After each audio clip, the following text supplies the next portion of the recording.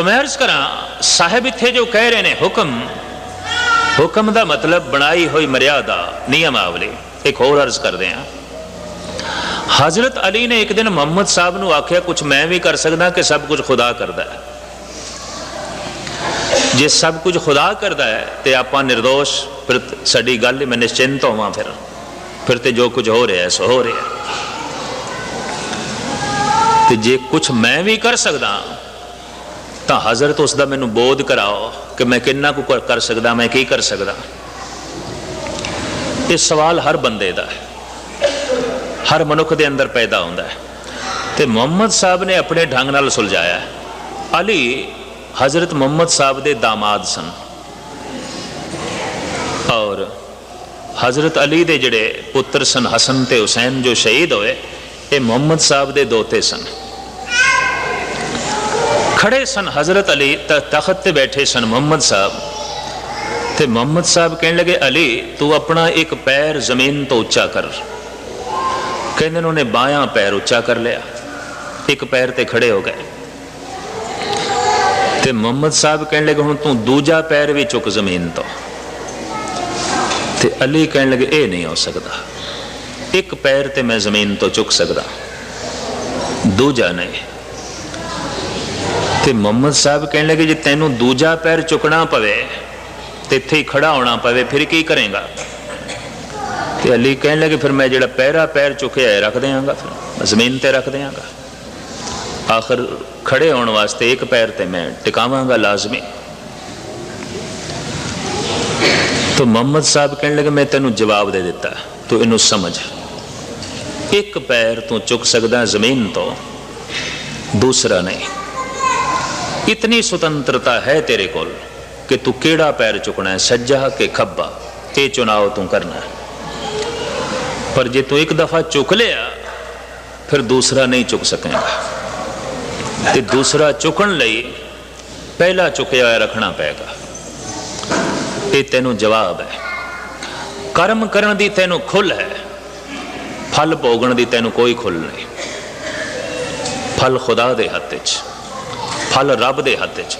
अज तक जितने पैगंबरी पुरुष गुरु अवतार होए ने यही कहते ने कर्म तेरे कोल, फल खुदा कोल, फल रब कोल।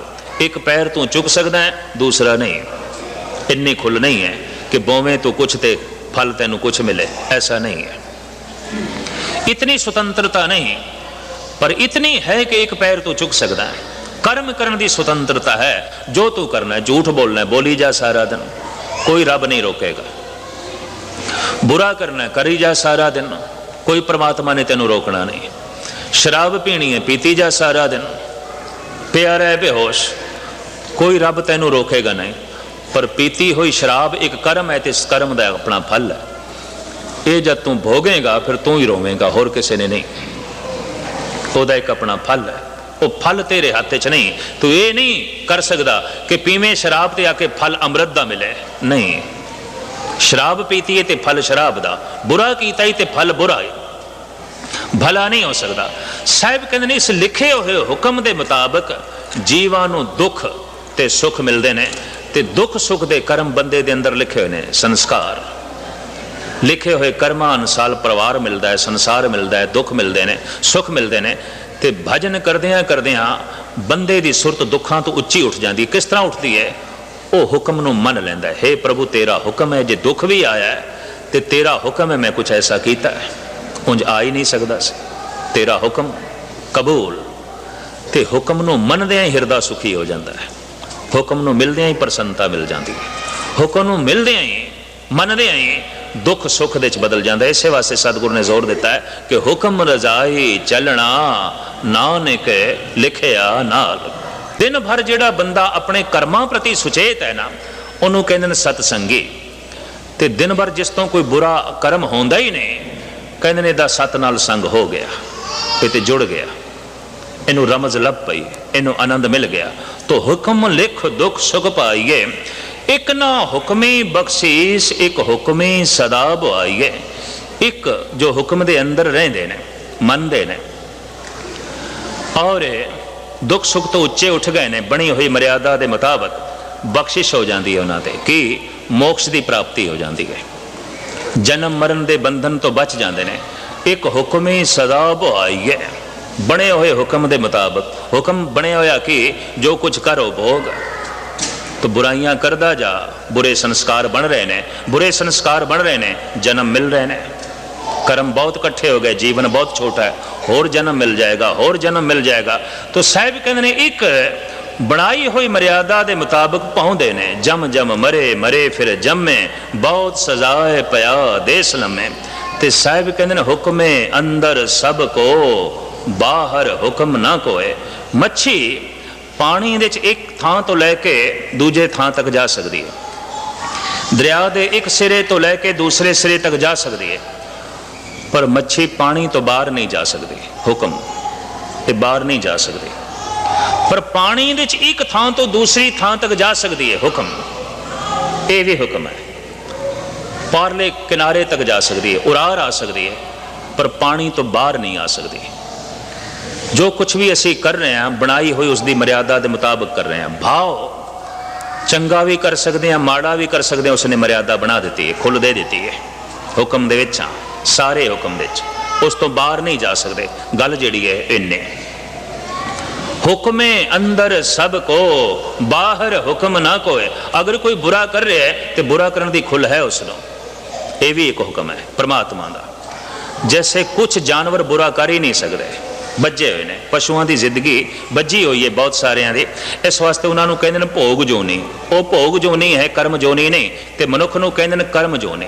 सतगुर की बाणी कर्म भूमि में बोवो नाम। ऐ बंदे जिहड़ी तैनू धरती मिली है कर्म भूमि मिली है, भोग भूमि नहीं मिली कि तू सिर्फ भोगना ही है, खाना ही पीना है बस। नहीं, एक कर्म भूमि मिली है, तू कुछ होर बीजना भी है, तू कुछ होर करना भी है, ताकि तेन सुख मिल सके, आनंद मिल सके।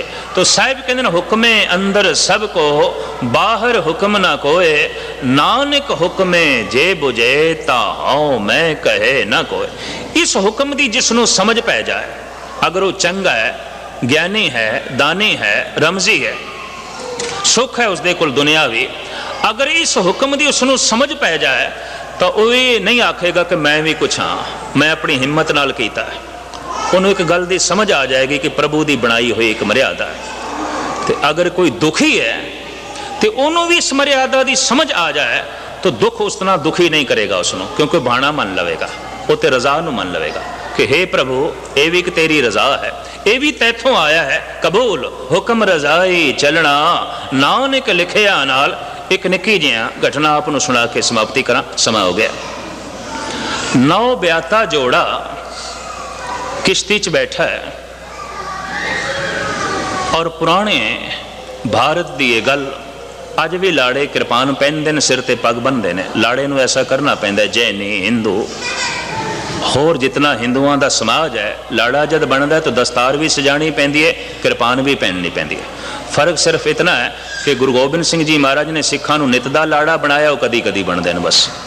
गल जिहड़ी है इतनी है, हकीकत जिहड़ी है।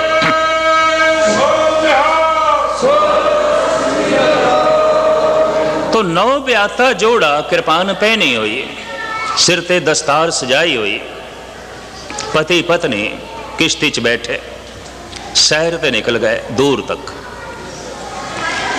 तूफान आ गया, जोर दियां छल्लां, हैरानगी, ते खास करके उस 9 ब्याता स्त्री के मन विच बड़ा पह पैदा होया, बई ये ते मौत आई, ये ते छल्लां, ये ते किश्ती डोलन लग पई, भयभीत है। पर वो जिहड़ा पुरुष है वो मुस्कुरा रहा है, वो मस्तक ते खेड़ा है, खुशी है, उस तरह कुछ फर्क नहीं। पुछदी है पत्नी, बई तूफान दे च गिर गया, उच्चियां उच्चियां छल्लां ते बेड़ी ये डोल रही है, हुणे गए ते हुणे गए, पर तुसी मुस्कुरा रहे हो, हस रहे हो, ऐसा क्यों? उन्हें मयान दे चों कृपान कड्डी ते पत्नी दी गर्दन ते रख दी। ते जैसे गर्दन ते रखी वो हसन लग पई, मुस्कुरान लग पई। ते पति कहने लगा, है मैं तेरी गर्दन ते कृपान रख देती है, तू हसदी है? आखन लगी, हाँ इस वास्ते कि कृपान तेरे हाथ च है, कोई डर नहीं, तेरे हथ च, क्योंकि तेरे हथ च है खुशी है, प्रसन्नता है। तो पति कहने लगा मेरे हथ दे किरपान है, मेरे हथ तेनों चंगे लगे ने, मेरी किरपान भी तेनों चंगी लगी है। तो मुस्कुरा रही है, यह जिहड़ा तूफान है ना मैनू रब दे हत्थां च दिखाई दे रहा है, परमात्मा दे हत्थां च दिखाई दे रहा है। तैनू मैं चंगा लगदा, मेरी किरपान भी चंगी लगी है, मैनू रब चंगा लगदा, उहदा तूफान भी चंगा लगे, ये उहदे हुक्म च है, उहदे हत्थां च है। समझ आ गई। और जैसे समझ आ जाती है कि दुख भी जो आया है बनाई हुई मर्यादा के मुताबिक आया है, मेरे कीते हुए कर्मां के मुताबिक आया, हुक्म है अकाल पुरख का, उस तो आया है। तो जैसे खिड़े मत्थे उस दुख नूं भी गलवकड़ी च लैंदा है, दुख दुख नहीं रहिंदा, सुख दे च बदल जाता है। दुख खेड़ा हो जाता है, दुख मस्ती हो जाता है, दुख सरूर हो जाता है। तो साहब कहते हैं हुक्म अंदर सब को, बाहर हुक्म ना कोए, नानक हुक्मे जे बुझे ता हौ मैं कहे ना कोए। इस हुक्म की पहचान जिसनों है उसके अंदर हंकार नहीं होगा कि मैं भी जो है कुछ हाँ, ऐ आनंद मेरे कोल है, ये खुशियां मेरे कोल ने, मैं भी कुछ हाँ। हुक्म की समझ आंदे उसनों पता चलेगा कि खुल मैनू रब ने दिती सी, खुशियां प्राप्त करन दी भी ते दुख प्राप्त करन दी, तो खुल तो उसकी दिती हुई है। तो धनवाद पैदा होगा, हंकार नहीं, शुकराना पैदा होगा, हौमे नहीं।